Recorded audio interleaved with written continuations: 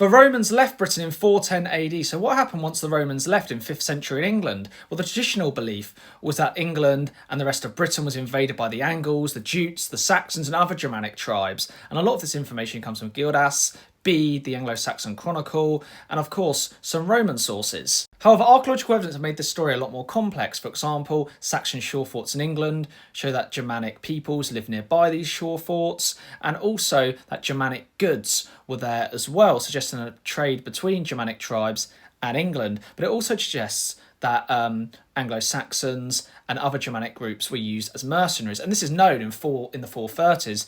Some Saxons were invited to help protect England from the Picts. On top of that, Roman farms have been analysed and it shows no stop in usage of the fields during this period. And if there's a massive invasion, it suggested that these fields would obviously stop being used because they'd be running away from the invaders.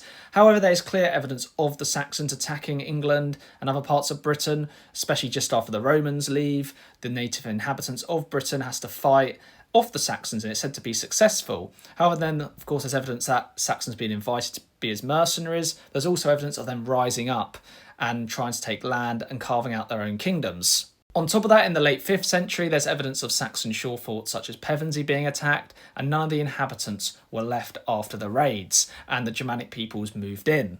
In the comments down below, put whether you think England was invaded on a large scale by Germanic tribes, or put whether you think it's more complicated than that. And remember to like, comment and follow. We see a mass depopulation of cities in England and people moving to the countryside. However, there is some evidence of people living a Roman villa lifestyle up to the mid-5th century, and there were some wealthy people, and this is mainly due to the reduced taxation due to the Romans leaving. However, 5th century England just wasn't a nice place to live. You had to experience, wherever you lived, large raids from different parties, the Saxons, the Angles, or even the Picts, the Irish, and other raiding parties.